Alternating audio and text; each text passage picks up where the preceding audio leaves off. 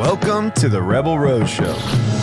How many tulips is too many tulips? We're talking with people making money off the beaten path. Let's kick it over to Madeline, who's got some drinks for us. Tequila, gin. Oh, and I'm getting paid for this too? Dope. Every shoot's almost Fyre Fest, right? We're a picture of a sandwich away from just being canceled. Every shoot. Cheers. Dominic, thank you for joining us. Mr.grateful on Instagram. You are a rising star in the AI space. I found you. You've taught me a lot about artificial intelligence, and I'm excited to have you on the pod. So thanks for joining us. Of course, thanks for having me. So you caught my attention because you challenged ChatGPT to become your social media agent and get 100,000 followers in 30 days. And on day 22, you did it. So I'm so curious to learn how. I think you're a leader in the AI space. I want to know how much of that is you, how much of that is AI, and learn about your journey. For sure. Yeah, I'll tell you about my journey. During the convo, I would love to create a perspective that's optimistic about the future, about AI, and how us as humans can create a harmonious relationship with this new technology so that we can enhance the intelligence and the skills that we already have. So I'm looking forward to it. So to enhance this conversation, we brought back a former guest, Josh, a street photographer, a filmmaker, and an AI enthusiast. He's done some cool things. So I asked Josh to come out here and share a little bit of his experiences with artificial intelligence. Nice to meet you, Dominic. Our drinks happen to be AI generated. So I trained my chatbot to become a mixologist for amateurs. And here we have some robot fuel. What do you think? Robots fuel is great. I feel enhanced intelligence. yeah, exactly. This is quantum computing at its finest. What is it? So what was the recipe? It's 1 part psilocybin. It's 2 ounce vodka, 1 ounce blue Curacao. Yes, and yours it's Curacao? Powerade. No, or Gatorade. What is Curacao though? What kind of some kind of liqueur. Some kind of liqueur. Some kind of blue liqueur. And then it's got 1 ounce of orange juice, a splash of some sort of like bubbles. Oh yeah, they wanted lime. They wanted a lime soda since PepsiCo's a client of ours. 7-Up's where it's at. Beautiful. Sorry, Sprite, ain't happening. Not here. Not in this dojo. And then an orange slice. An orange slice. Yeah, it's not bad. Garnish. I mean, it's what AI drinks apparently themselves. This is going to be a cool one. So cheers, everyone, to the good and bad of AI. Facts. Yeah, we can dive into both. I think that's important to do. Yeah, for sure. But so I trained the chatbot just like you did. I treated it like a person. I told it its persona. I said, you're a mixologist that has to make a cocktail that's easily made by amateurs. Our party is going to be around robotics, future technology, future computing, artificial intelligence. Give me five cocktail ideas. It gave me a list of 5. I then said, hey, what's the quickest and easiest to make? It gave me 2, and robot fuel was our pick. But that's something I learned from you, that chatbots are not to be something you just put in a prompt and get a response. You have to train it. And that's what you did with this social media agent idea that you had for your challenge. So talk to me about that. I was actually at a breaking point. I was at a breaking point in my life and my career. I was like, yo, this just isn't working out. I was trying to run my own agency. I was trying to be a freelancer on my own. It just wasn't working. I didn't know what I was doing wrong. One of the things I was doing wrong was not making good content. And I started to make content so that I could get hired at another agency. I was like, I need to make content because I've been a freelancer since I was in school. Right. I need to just make some content so that if they go look at me, they know that I know what I'm talking about. Right? Because I don't have any big agencies on my resume. So I just started making content in order for other people to see that I knew my stuff. And this is just like telling people how to do design work or doing spec stuff or. Yeah. So I was just showing people, like my first video was how to use DALL-E to fill in the top of somebody's head that had been cropped off in a picture. And these videos actually started doing really well. And my third video was how to make ChatGPT an app on your phone. That video right there got the attention. I thought I tagged ChatGPT in that video, but it was actually some a page that was just sharing a bunch of AI tips. ChatGPT tricks, I think. That's them. Yeah, I think that might be how I found you, was through them. Yes. So, right. And that's how a lot of people found me. That was my third video. And they reached out to me. They're like, yo, your content's dope. I need good content. You need distribution. Let's collab. That wasn't paid. It was just, they reached out Right. by accident. It was like, you know, it was meant to be, but I didn't mean to. Right. They reached out, and that was like my first, they had like 150K at the time. And that was my first like ramp that I was able to drive off of. And right? how many followers then came from that? After 2 weeks of posting, I had about 8K. So I went from 3,500 to 8K in that like 2 weeks. And during that time, people were, I mean, that's still good growth for 2 weeks, you know? So I was like, okay, like something's working. I'm doing something right. And during that time, I had a conversation with a CAA agent in California. I was talking to They reached out to you, or you were soliciting them? They reached out to me. Okay. Yeah, All they reached right. out to me. So they were just talking to me, and we had a meeting. And then I saw somebody on Twitter, and he basically gave GPT like $100, and he was like, make me as much money as possible. He called it Hustle GPT. So I saw that. And then there's this other guy that I follow. His name is Rico Incarnati, and he talks about how to grow on Instagram. And he had this thing about, you know, doing a challenge gets people involved in your journey. So one day, you know, I meditate daily, and just one day I was sitting there just like, you know, hanging out, eyes closed, just thinking. And it just, I think it was in retrospect that these three things in my life had come together to make Agent GPT 100K in 30 days. It was like I had talked to a agent. I saw somebody do really good with a challenge using GPT, and then a challenge over here, this guy grew a lot. So in that moment, it clicked, and I was like, okay, Agent GPT, 100K in 30 days. Don't worry about the money right now. Just like build your distribution. I texted my friends immediately. I texted them. I said, I'm about to blow up. And I had the receipts. I texted them. I said, yo, I'm about to blow up. I knew it. I didn't even make the first video yet. I just knew it. And then that video right there, the announcement video of Agent GPT, it got like 1 million views. I just hired GPT-4 as my social media agent to get me 100,000 followers as quickly as possible. People from like 101 countries from all over the world. I saw like the stats, or like the insights or whatever. It was like 101 countries all over the world started to do the challenge too. And it just started to expand and blow up, and people from all over the world were reaching out to me all of a sudden. So by day 22, we had reached 100K organic, authentic followers. Now, what's interesting about your content is I learned something with your videos that I was using ChatGPT completely wrong. And I think most people do. It's like you put in a prompt, it answers a question. You're like, that was like, whatever. Right. And that, to the extent of it, you see all these videos, you're like, I don't understand how they're doing all that. Because when I do it, I get a silly response. Sorry about this. I know it's a bit silly. Your video was the first one that showed me that like you have to train each thread as if they're their own being. So like, whether that's you want it to be a lawyer or you want it to be your fitness expert, like you can train it to learn you, and you can tell it exactly the expert level or the persona that you want it to have. So in your challenge, you told your chatbot to be a social media agent, and just to give you kind of strategy ideas on posting schedules, ideas for videos. And what else? What were the kind of things that you did to train your ChatGPT bot to be as useful to you as possible? Sure. Okay, the first step that a lot of people mess up is good data in, good data out. So you have to give it the information that you want it to reference. So I was giving it data on me. I was giving it all of my information.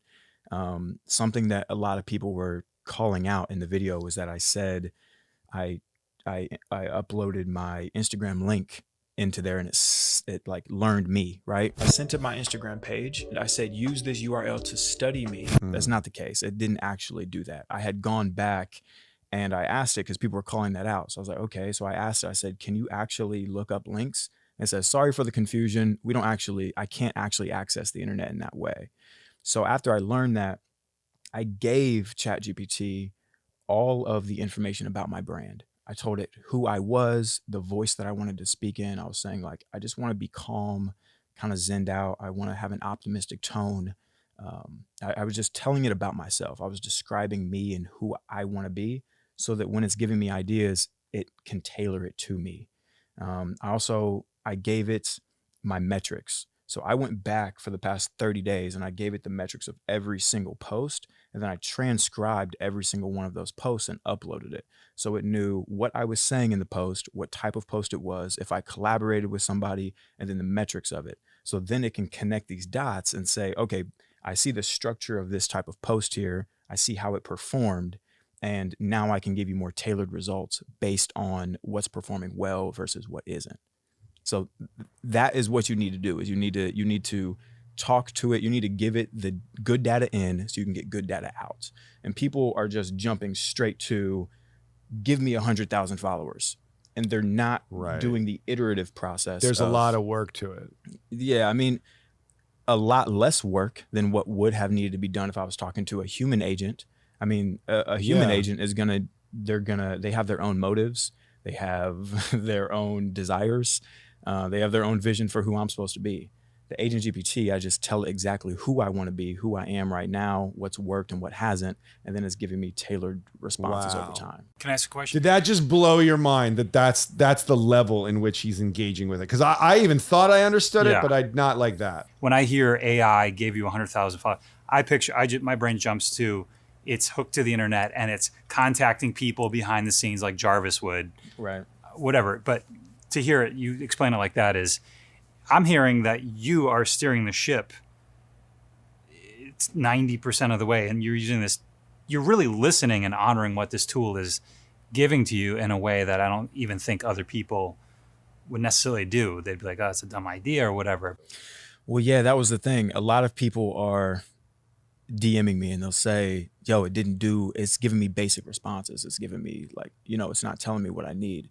In the first video, it said, I was like, yo, the first response was pretty crap. Like, I didn't like it. It was like, make a sci-fi script, have GPT write a sci-fi script or whatever. I was like, yo, I feel like I've seen it before and it wasn't unique. It didn't like match me. You know what I mean? That wasn't me.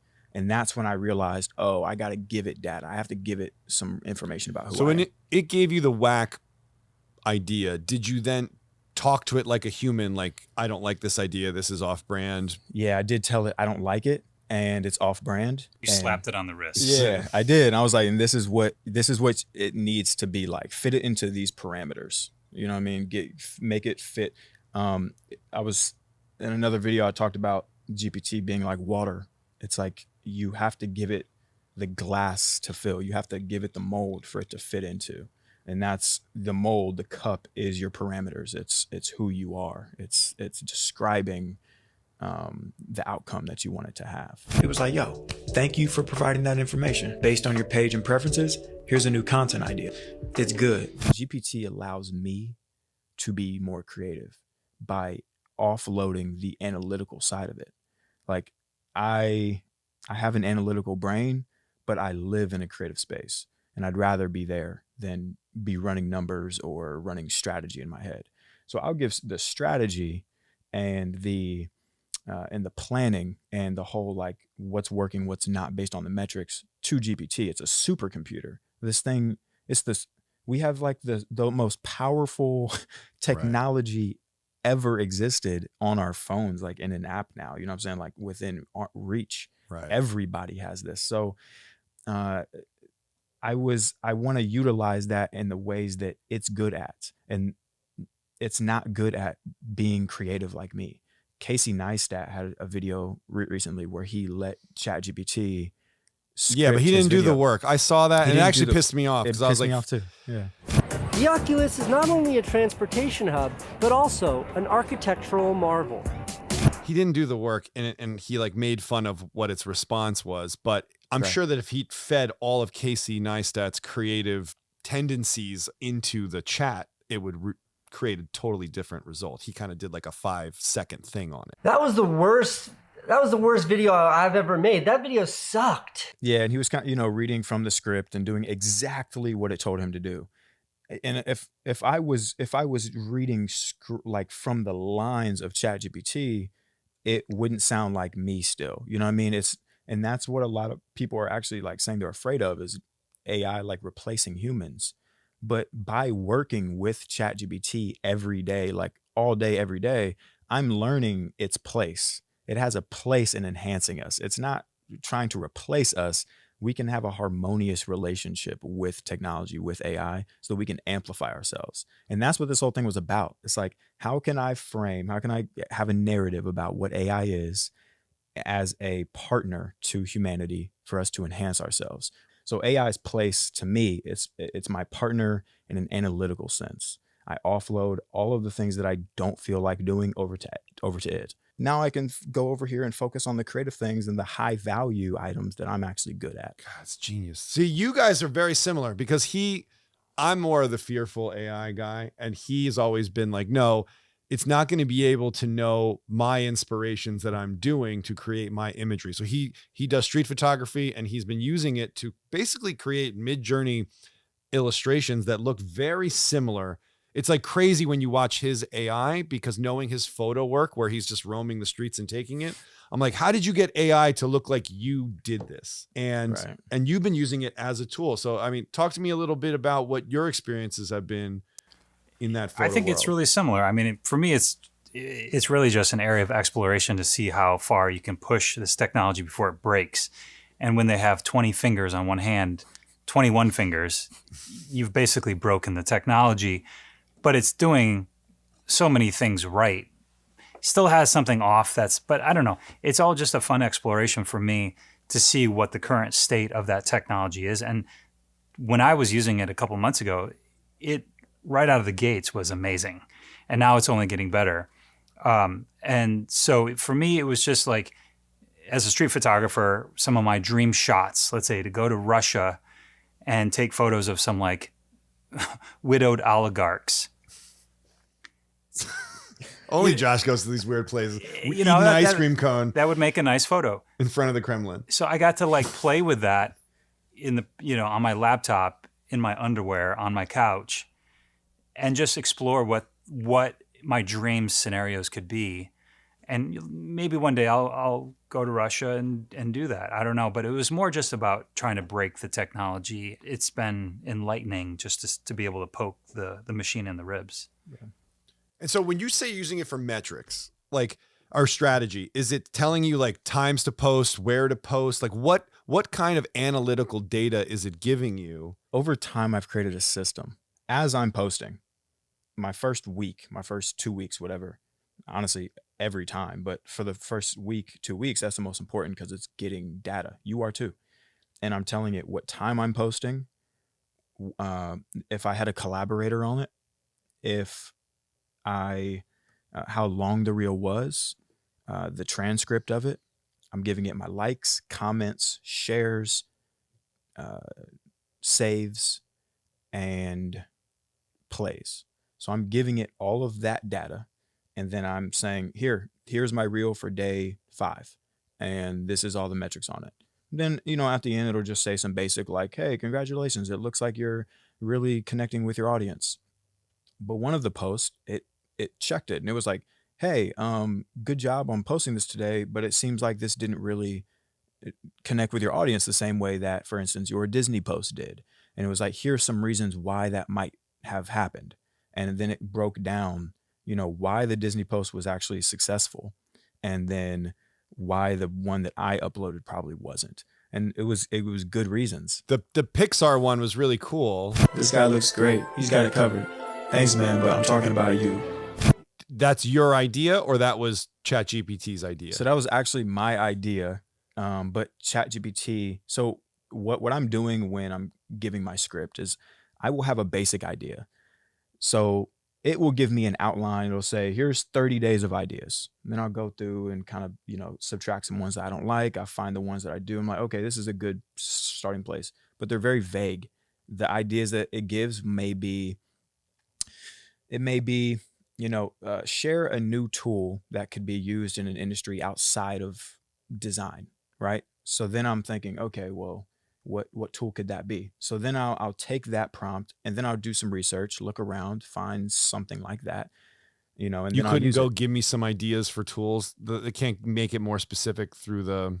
The problem is that the training data stops in September of 2021. So it cannot access any information after that. That's the data it was trained on.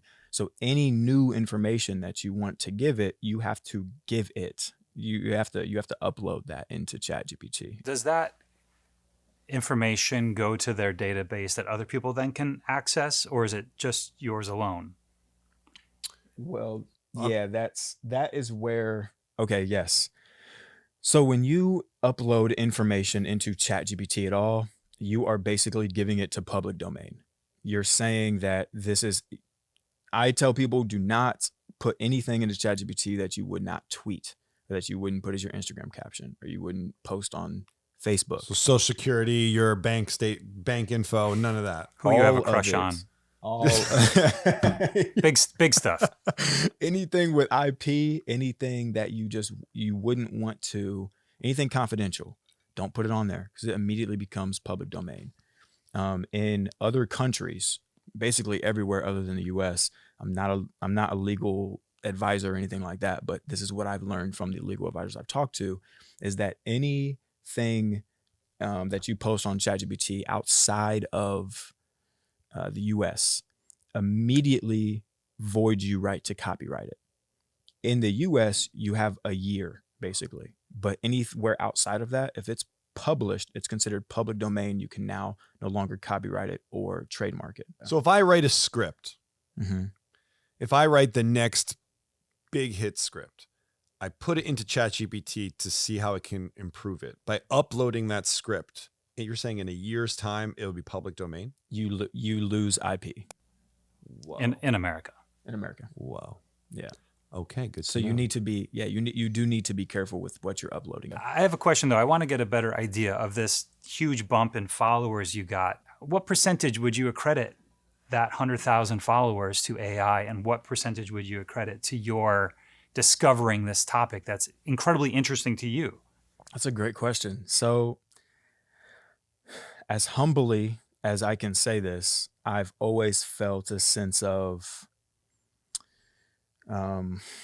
urgency to create, just a bit of a difference in how I thought based on the people that were around me.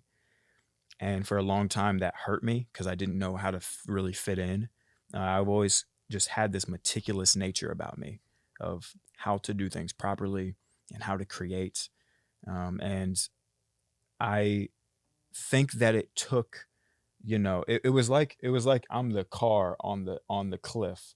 And it was just like you drop GPT on the hood, and then it finally, it was the weight that it needed. I like that. It was going there, it was going in that direction, and then all of these things coming together, like at the right point in time. Just timing's a huge part of it, because like you did the Wayne Gretzky thing where you went where the puck is going, not where the puck is. Right, exactly. And also your branding, your aesthetics, your presence on camera, like everything about it led itself to propel you. So you would have been on your way. This really ushered helped. it in. Yeah, it really just it was like the rocket fuel, that I needed. But I think that when it comes to other people, they can do this properly. There is a formula to actually be able to succeed using AI, and that's what I was trying to show. Like you don't need to have like all of this background and design and all this stuff that I have, because you can do it in your own voice. You can do it in your own way. And as long as you understand that you're not telling GPT to make you a millionaire and make you successful and make you famous, you're asking it to just offload the tasks that you have trouble with in your own period of growth. And that's a less sexy headline though than AI got you 100,000 followers. It's true. It's true. For sure. Yeah, for sure. Yeah. People don't, I see these headlines like AI made the cast of Family Guy into like a real life images or whatever. I'm like, no, there was some human who beat his head on his computer for a month generating those images with the help of AI. Less sexy headline. Yeah. Like there's we just learned this from Enrique on set, but like we were talking about the AI in the Weekend song that was blowing up, and that song sounded amazing. I came in with my ex like Selena, the flex, bumping Justin Bieber, the fever, and left. But what I didn't know is that guy Ghostwriter is a songwriter that does work with them, and he makes hit songs. So when you get that headline of AI made this Drake and Weekend song, you assume that this supercomputer I asked it to do that and it made it, but it's not true. It was able to clone their voice and do things that probably are problematic for some people in their own right. But it was a super talented person that just used those as tools, a producer that no longer needed the artist because it had enough to replicate it, but he still like put his spin on it. Or if you see like the presidents, like they have like all the former presidents playing Call of Duty. Did someone say bomb? Barack, shut the fuck up. Joe, where the fuck did the bomb go, you old piece of shit? What's a bomb? Oh my fucking God. It's funny. I don't think AI is writing that script. I think there's some college kid writing those scripts and just using those voices as tools. Right. So like there is some misconception by the headline nature of things. But so like you should get the credit for that 120,000 followers in 20 days or whatever it was. Because of your creativity, but you utilize the tool to wield the power of it to make you sharper and make it more efficient. Yeah, for 100%. Sure. I'm noticing that. I'm noticing what you guys are saying as I'm working is that there's a funnel, and at the top of the funnel is headlines. That's the very top. It's just getting people in the door. And once they get in the door with the headline, 100K in 30 days by AI social media agent. Cool. That's going to get your attention, right? Next stage is then realizing, oh, okay, there's some more work that goes on behind here. There's kind of a relationship that you have with AI. Okay, I'm opening myself up to that idea. And then you get into a field of, oh, well, I actually have to make content. I have to edit things and I have to do that. Okay, well, what goes into the editing process, And well, why are you even editing and making the content in the first place? Are you trying to sell something? Like, what are you doing? Right. Okay, well, now AI can help me with my landing page. And then the next phase of this at the bottom of the funnel is how can you build a business with AI? Let's remove followers. That's just the distribution channel. Yeah. Are we able to build a business? Can we build an enterprise using AI? And can you do that alone? Are you able to make an entire structured business and use just AI as your employees? So that's what's next for me. Yeah. That's going to take a pretty brilliant mind, though, to figure out how to do all that. Right. Interesting. Yeah, because I think a lot of people that like they'll type it in, they'll get frustrated. They're like, well, I tried to make an image and it looked, like ass. Good data in, good data out. By the way, I have a tip for photographers or videographers or anybody. When I first went to design school, in my first year, they taught me foundations. And my very first week there, the first day they just had me drawing straight lines for basically a week. Just, can you draw a straight line? And then after that, they had us doing master copies. Master copies basically giving us a Leonardo da Vinci painting and saying, paint this, repaint this, make it as exact as you can to this Leonardo da Vinci masterpiece. And through this process, you learn why it works and why it's good and why they're a master of their craft. And I think that people can use AI in this sense, especially in image generation. More importantly, in your situation, if he's a street photographer, go in there and make a prompt that says architectural, surreal street photography in New York, of Canal Street, black and white film on a Fujifilm, this millimeter lens, whatever tool you use, and just render out 100 of those and find one that you like that's stunning, and then go try to recreate it, try to remake it as a human with your camera, and you'll learn things through this process. This is a way that AI can be a tool to amplify your own craft rather than replace it. I have a quick question. What version of ChatGPT did you start on, and has it changed? Good question. So yes, I started on 3.5. Which is 6 months ago. This thing's evolving so fast. Dude, it was only 6 weeks ago, I think. And 6 weeks ago? Yeah. ChatGPT. I don't know if you can pull up the Instagram. So you were on 3 when we were doing those morning meetings where you're making images. on Zoom. Well, with yeah, us. that All right, was so scroll down until you see ChatGPT 4. So in not even 4 weeks time, in And did you 22 days, you hit your challenge. Were you making videos every single day? Yeah. And that Disney one, how hard was it to? So you turned yourself into a Pixar character, made it look like it was your podcast background, and you taught people how to do it. Right. And it was AI helpful in teaching you how to do it, or you were just like you were searching it yourself? Man, what's crazy is that video was a replacement for it. That was like, I had tried this idea where I wanted to see if GPT could, or if Midjourney, I wanted to disrupt the fashion influencer industry on Instagram. And I was trying to basically show myself like Midjourney taking pictures of me with like fashion influencer aesthetic, but it wasn't getting my face right. You could tell it wasn't me. So I was like, damn. And I went all day on this, like making this piece of content. It didn't work. I was like, I got to do something else. Like, you know, it was an So accident. was that a prompt you got from your agent? Yeah, it told me to make a fantasy character using AI. And it was one of the tools that I had. It was one of the ideas that it had given me over like 30 days or whatever. Okay. So I had to go back and like reference, and I was like, okay, what ideas has it given me? How can I, you know, turn this into something good?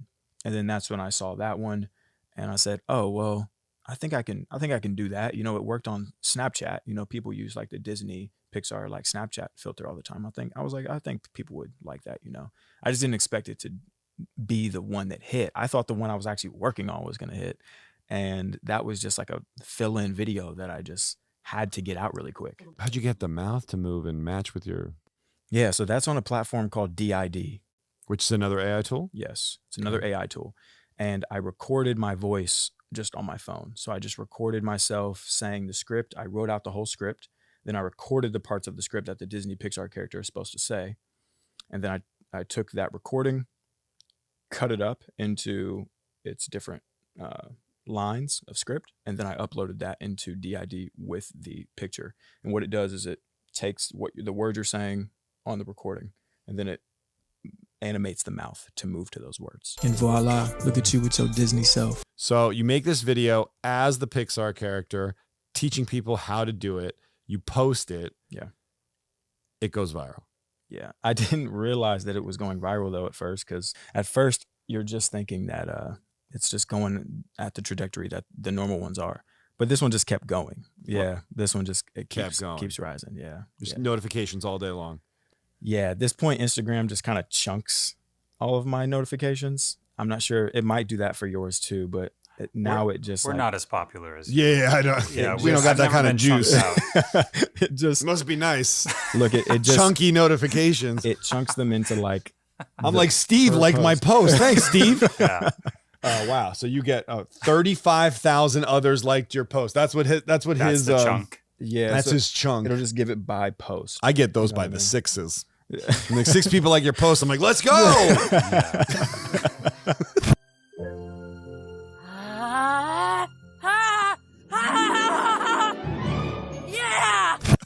Hey, that's where I was for a long time. You know, this is new. You know, this is new to me. But also, every post that you're bringing is bringing value, which is one of the biggest things of social media. Is if you can give your audience value, 100%. like you are educating people, they can walk away and put those into implementation for themselves. Yeah. Whether it's motivation that you're giving, whether it's actual like tools like screen sharing and showing, like that is a killer recipe for social media. Social media is a little disruption of our time, and we're constantly scrolling, and some of it is just like thoughtless. Yeah. And then there's things that we linger on. I think the algorithm probably enjoys that For sure. and rewards that. And Yeah. so the fact that people are sharing yours makes it more shareable. It's Yeah. like, hey, check this out. Mm-hmm. I think that's a huge component to it too. And you are constantly bringing value, and that is what builds community. Because then there's people that if they experience that value, then they're going to be in the comment section with any troll that does go in there, Right. and they will viciously defend Right. because like, hey, you don't belong here. You don't understand Right. what this guy has done for X, Y, and Z. Get out. Yeah. And that is what community is when you can remove yourself and the people that you brought together are still moving and talking. That's community, right? It's like a community is It's a borough in New York. It's people who are moving around, talking, going to businesses, meeting up with one another. It's a community of people. They're talking. They don't need you being there directing them on what to do, right? So Right. that's what the community is. And I think that we've built that because of that. When there's trolls or anybody that comes in the DMs or in the comments, the other people of the community kind of educate them and help them in a very like understanding and empathetic way. So I think that we have built a good community, and I think that it comes, like you said, with adding value. There's a lot of people who have tried to recreate the 100K challenge, and it doesn't work because they're doing it to get 100,000, Right. instead of providing the value to other people of what they're doing for it to work and how they're helping. Did you have any hesitation to? It's a vulnerable thing to start a challenge. You know, you might have only 3,000 followers when you started, but I'm sure a lot of them are actually close personal friends when you have them. So like to put yourself out there and to fail on a public stage is also something that's a vulnerability that a lot of people aren't willing to take. If I knew how hard this was really going to be, I might not have done it. However, it's been incredibly rewarding. And I think that if somebody wants to start a challenge or just take that leap, like just do it, because the minute that voice gets into your head of like, this is going to be difficult, this is going to be hard, you already lost the battle. You know what I mean? You already lost. So no, there was no hesitation. I just knew that I had done this before. If I put myself up to a challenge, that's what's going to hold me accountable. These people here are going to hold me accountable.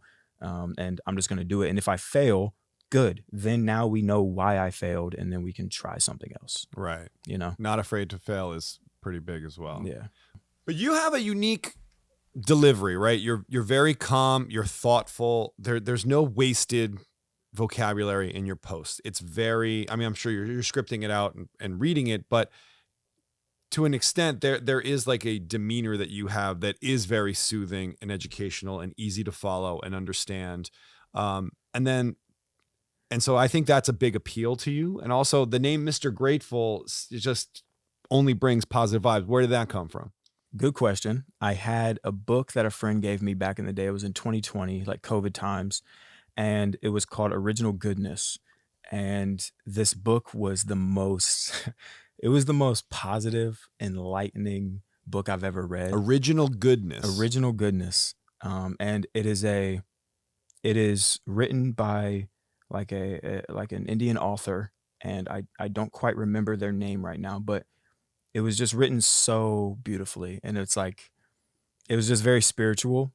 And it was talking about how gratitude is like the highest form of vibration. Like it's like the highest attainment that you can have, you know, as like a vibration in your body. And I just really fell into that, you know, because I was at a time where I was just desiring and wanting, like I needed, you know, more followers, more money. I needed like more clients. I wanted better house, better car, better stuff. And I was just like in that state of mind. And Mr. Grateful was born when I just became grateful for what I had right now. And that opened myself up to all that was then meant for me afterwards. So that's where Mr. Grateful comes from. And that's kind of the philosophy that I'm trying to make contagious in the community. There's a lot of miserable millionaires. It's because of that. Yeah. So the he who wants more is poor is probably the best saying that everyone could learn. Yes. So I like that. That's a good vibration to put out there. And obviously it's working, especially with the help of some AI, you know, strategy and analytics behind it. Yeah.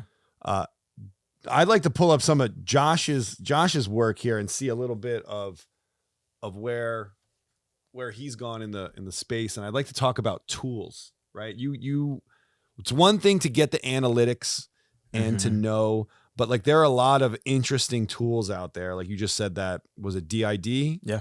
DID is a cool tool. Mid-Journey, if people aren't onto it, is where you should be. You just got accepted into something that freaks me out a little bit, and I want to be involved in that also. But you can film whatever and then put a CGI character, but it's invite only. You got in. What tool is that? Wonder Dynamics. Please, feel free to share anything that's been on your mind. Set specific times for engaging with your followers and creating content. Wonder Dynamics, which feels like you could make the next District 9 in your backyard. Like student films are about to get wild. Yeah. As college kids are probably going to cheat their way to taking over the world. But yeah, this is all interesting things. So Josh, you use Midjourney. Mm-hmm. This is some of your Midjourney work. And like, Josh, you have some sci-fi movies that look like they're scenes from an actual film that I desperately want to watch, like this weird ice cream thing here. The one thing that freaked me out about this is, why is it open sourced? Obviously, we're a cog in the machine. They need our data. I have to say, though, they need our data to make this thing better. Well, yes. Because why isn't this just something that Bezos has in his lair and is just using it for himself? Well, every time I was doing input, I'm like, am I participating in creating a machine that will eventually enslave myself? You are a slave, Neo. In some way, maybe not with a Terminator gun down my throat. I won't even get into it, but I was worried about my input. Like, I was really using that tool. And it's such an unknown question mark right now what the end result is. Did you find that at all? Do you have apprehensions about using this, not knowing what it will become? Like, putting your design knowledge in, is it then going to make someone with zero artistic ability able to do what you can do? Yeah. You know what I mean? Like it's the years of training that you have gone it's through. like training interns that will then take your job. Yeah, well, yes. It's always a fear. Man, I've Joey? I've just reframed my entire mindset around this, because everybody sees that 10 years, the 20 years, decade and lifetime of this work that they've put in to get good at their craft. It's still a selfish mindset that they're in, because it's not wasted. All of that data, all the training, all the stuff that you did to practice your craft and get good at it, and then share it with the world, that's now being used to make billions of other people capable of visualizing their ideas and creating things that they might have loved to get into, but just never had the resources or the knowledge or anything to actually create themselves. So you don't know how to do CGI. You don't know how to script a movie. You don't know how to make a storyboard for it. You don't know how to get funding. You don't know any of these things. Now you have the tools just on your phone or your laptop to go execute that and go figure it out. And it's opening up. The reason why America is great is because we're free to innovate. And that is what AI is helping do. It's helping people to innovate and create the ideas that they have. So that 10, 20 years that you spent on perfecting your craft and then putting that data out there is helping those people do that. And that impact is greater by orders of magnitude. So I don't think people should be worried about that. Like, now you have a new tool for you to expand on, and all these people coming together to innovate and create new things, it's just going to level up your game. If you really love it, if you like it that much and you're passionate about it, it's just going to make you level up your game, because now everybody's on a higher playing field. Right. So that is my mindset. That's how I'm trying to frame this whole thing, because we can't create great things in fear. That doesn't work. I have similar optimism as you ultimately. I mean, I think we should have a healthy skepticism to steer the ship a little bit, or a lot for that matter. But when I'm in those Discord servers, those communities, you're in with dozens and dozens, hundreds of other people generating other images, and you can see their prompts. You can see what they're making. It's just really kind of a utopian creative community. And there are not those trolls. There is not that negative Discord. It's really, like you were saying before, it's a supportive community. They're just literally creating for the sake of creating, testing those robots, whatever it is. And I think an interesting thing is, like, right now there's no legalities, very few legalities around AI. It's such a confusing new topic. And I've seen this happen with crypto, with hip hop. Before legalities can come in, litigation comes in, these communities thrive and culture thrives until... And then the machine gets in Until the way. machine gets its fangs even like in it. early social media was amazing. And then it started to be used as like a weapon. Yes. It's like weird. So we're in the... This is like the birth of the golden age of AI. Who knows where it's going to go? Let's stay. I want to keep this man's attitude of being positive, because I think that's a great way to look at it. I do too. And then negative thoughts will just spur negativity. So So I'm I in should agreement be more of quiet. that. I should be quiet. No. I'm the negative one. I'm the one that's going in. I'm telling you about the chat rooms. Nah, look, because you're right. Social media did get eventually it got weaponized. Yeah. That means AI is going to be weaponized. Yeah. Like that's just human nature. We're going to do that. Right. However, And then hopefully something new will pop up. I don't know what's next after that. it's like, well, unless you're going to do something about it, like unless you're going to like protect against those things, if you're going to be on a red team that like an AI red team that's actually going to like solve those things, don't freak out about it. You know what I mean? Right. Like, what are you doing? Like use it to create, use it to help yourself. Unless you're going to like make something that's going to help avoid that, you know, just put on your seatbelt, you know, Right. and be along for the ride. Like, that's how I feel. But yeah, there are ways that it's going to be weaponized. I saw that chaos GPT. Mhm. I mean, I don't know how serious that is. Mitigating the risk of extinction from AI should be a global priority, so says this warning. I don't know if I should worry about that. I'm probably not. I heard its initial. What is it? I don't know what that is. So, well, this is something I want to talk about with you is that there's ChatGPT and then there's autonomous AI Right. that if you give it a task, it will work forever Right. to figure out the task. And you can actually watch it kind of problem solve. Right. Yeah. So like what is the main difference and where do you think like the biggest future of AI lives? Is it these autonomous things, or is it like this using AI as like a tool for the human? Auto GPT is essentially with ChatGPT, you give it one prompt, it'll respond to you with one answer. Then based on the answer, you'll give it another prompt, it'll use that as context and then give you another answer. It's like it's a conversation. It's a combo back and forth. It's like it's your Jarvis. Right. So what happens is with Auto GPT is you give it not a prompt and then an answer and a prompt and an answer. You give it the end task and it will write its own prompts and then answer its own prompts and then use the answers from its own prompts to then write the next one. Then it will continually use the context from those prior prompts until it achieves the end goal. You tell it your goal and it will write a perfectly optimized initial prompt to train that new thread. The difference here between Jarvis or Siri with AutoGPT or ChatGPT is that these programs are language models. They don't have interactive capabilities yet with outside platforms until they start introducing plugins and things like that. Now, a plugin is essentially where it's a bridge between ChatGPT and another application, and it allows the large language model of ChatGPT to speak to other tools like Expedia. So now you can tell ChatGPT to book me a flight, and then it'll talk to Expedia to go find the flight and do all the work for you until it goes in. Now, in order to do that, you got to give all your personal information. It has to know all my passwords. It has to know my credit card info, right? All that has to. Yeah. So I think what's happening now is, you know, ChatGPT is being used to facilitate the whole shopping and searching experience. So it's like a Google replacement, Yeah. and like a Siri replacement. Right, but like on steroids, like it's doing all of Yeah. those steps for you instead of you bouncing from website to website to find your thing. It'll just go through the whole process, and then all you have to do is click book. But I don't know yet how they have their terms and conditions set up when it comes to their privacy policy of whose data is whose. Are they going to give it to ChatGPT as payment basically for being a plugin?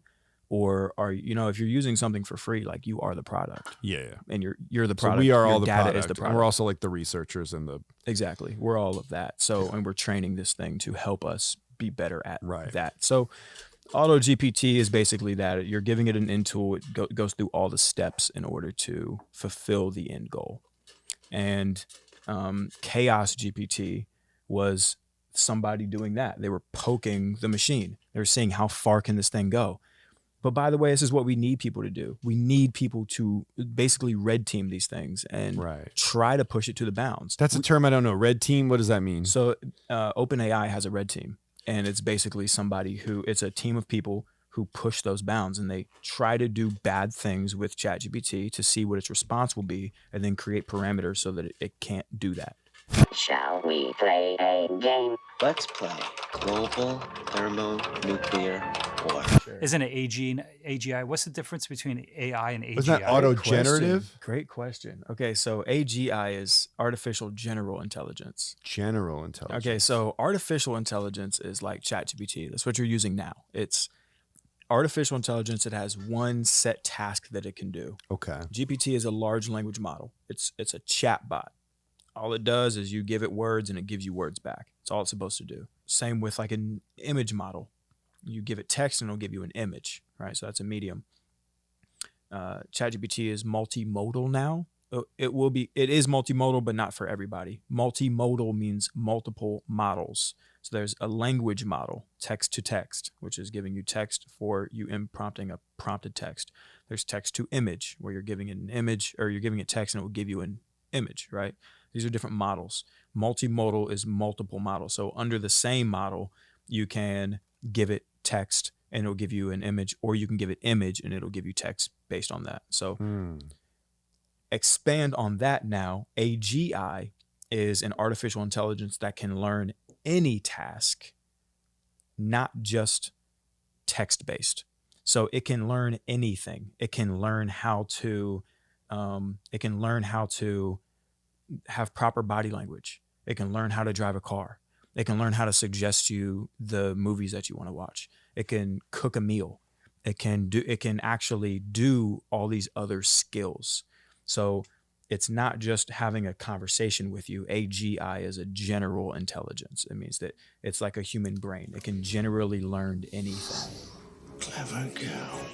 Is that out there right now? No, that's not there, and we don't even know if it's possible to create. Okay, so you have AI, AGI, but we're not there yet. We're not there yet. You have the autonomous AI, which is what would you call auto AI? Auto GPT. It can basically, it's a GitHub model. Is that a different website to get auto GPT? Okay, so auto GPT. You know how you're talking about how GPT is like open source?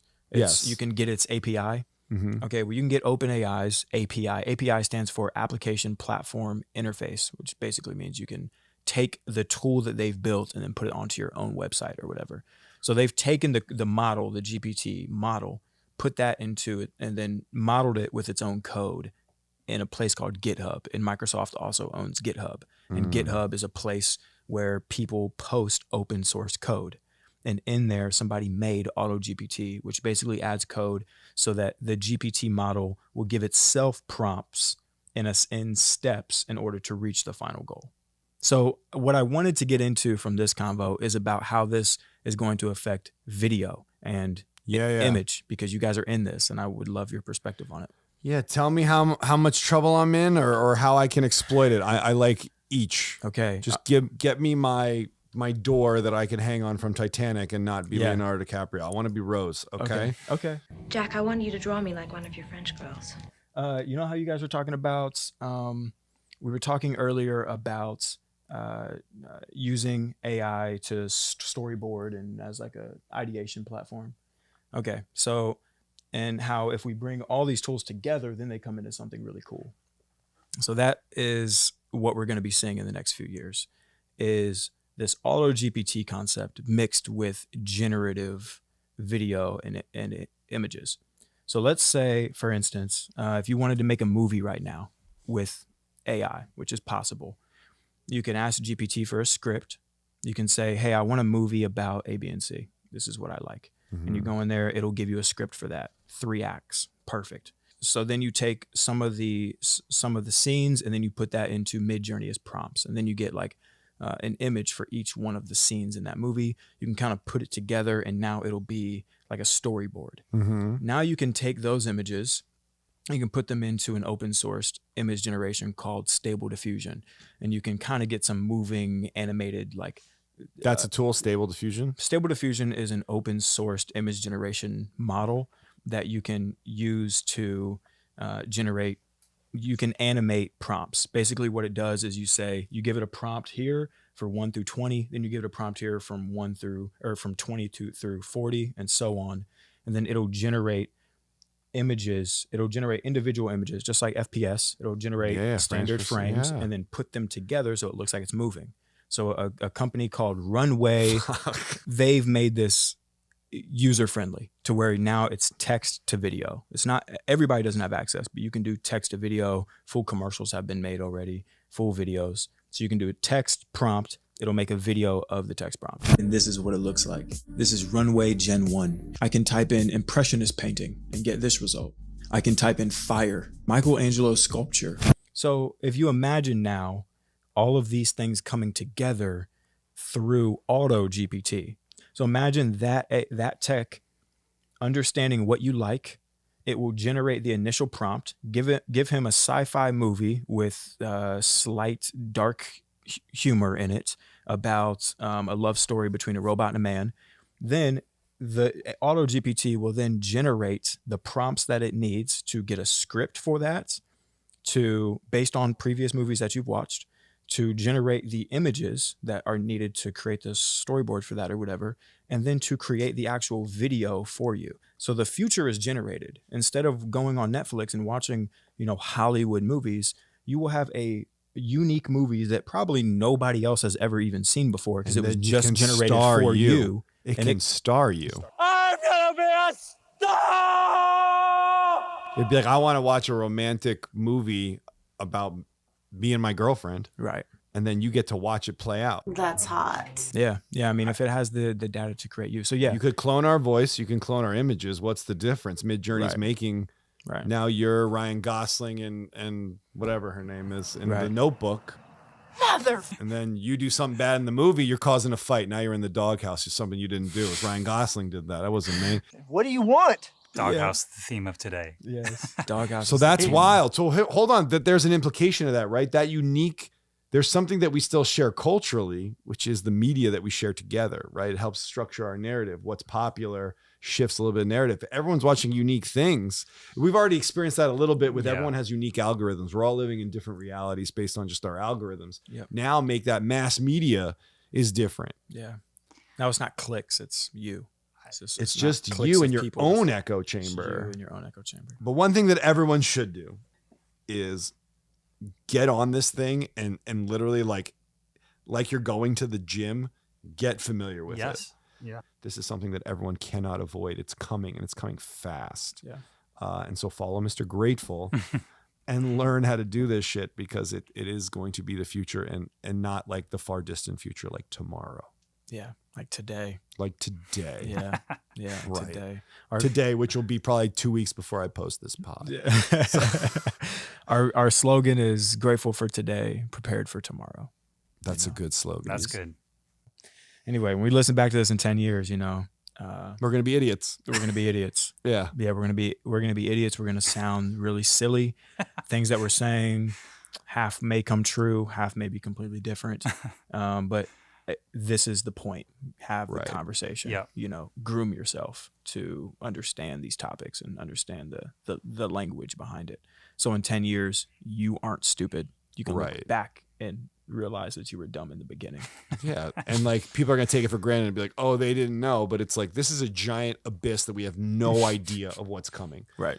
And we don't know the capabilities. And like, it'll seem easy and like we understand it. But like, how many people understood what a search algorithm was when Google first came out? They had no clue or like how to hack that and make sure that you were the first post and like SEO and things like that. You didn't know any of that. Yeah.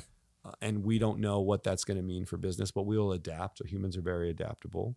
For sure. And if not, everyone should just watch Terminator 2 and get ready for Judgment Day. Come with me if you want to live. Well, I hope everybody that listened to this actually got some value.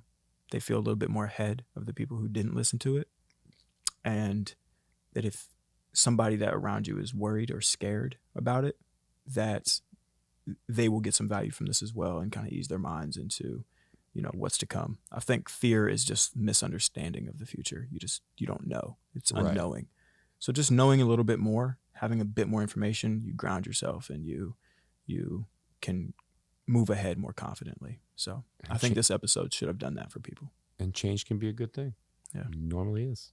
So, well, listen, the sky's the limit for you. You're obviously a rising star in this space. You got a following that's growing more and more. I think this snowball is just going to continue to grow. It's going to be a damn avalanche that people aren't ready for. I think that's how far you're going to go. What's next for Mr. Grateful? Thank you.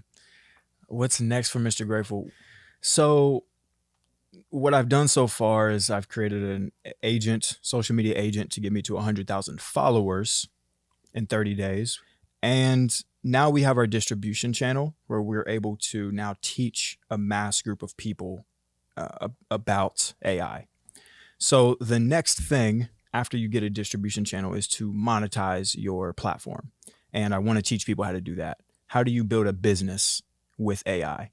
So I will be doing Co-Founder GPT. I think it'll be called Co-Founder. I'm not quite sure, but maybe Co-Founder GPT. By the time you listen to this, you'll know. And I'm going to build a business with AI, no employees, and we're going to try to get $100,000 of gross revenue in 30 days. Show me the money. We're going to see if it's possible. Whoa.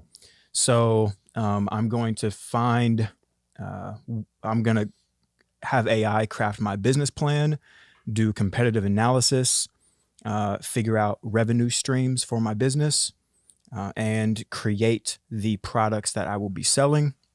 I'm going to use AI to do it. No employees, no outside investment capital, and we're going to try to get $100,000 in 30 days. I want to teach people how you can become a solo entrepreneur and be successful, become a millionaire using AI. That's the rebel road right there. That's the rebel road. Damn. If you pull that off, I mean, then sky's the limit. Then you don't have to set $100,000. It could be $100 million. It could be $1 billion. Yeah. Right now, people are reaching out to teach them about how to use AI as a social media agent and incorporate it into their business. And that'll probably be one of the revenue streams at first. But, you know, once we can prove to people that you can make 6 figures in a month using AI, I think that that's going to open a lot more doors, and it's going to show people that there's monetary value behind AI, not just status and empty metrics. So we'll see where that goes. Wow. Well, I think sky's the limit for you. I think if anyone's going to pull it off, it's going to be you. I like that you're giving value and teaching people about this. You certainly taught me a lot. I think Josh has learned a lot in this last hour. Yeah. And I'm grateful that you came here and blessed us with your presence, because I think you got a bright future ahead. Thank you. So thanks for coming out. Appreciate it, man. And good luck, man. I hope it's 10x, 100x. And if anyone can do it, I think it's you. Yeah. And I think you can do it too. You know, if you're listening, you as well, people. If you're I'm ready. Like, yeah, you guys can do it. Like, just set a goal for yourself and make yourself accountable by including other people. That's one of the things. Like, either tell everybody about your goal and go for it publicly, or don't tell anybody and work in silence. You know, those are the 2 routes. So I'm going public now, and we're moving. Awesome. Well, best of luck, man. And Appreciate come back when you hit that billion and you're flying off to Mars. You save some room on that rocket ship. All right. Yeah. I heard people were flying in, like CEOs were flying in on helicopters on top of their buildings and stuff. I'll just fly in on a helicopter next time here. Yeah, Rebel Road Tower. We'll build it. AI will build it. We'll build it. All right, fam. I appreciate it. Appreciate you. Thanks, Sucks. Send it to the internet, brother.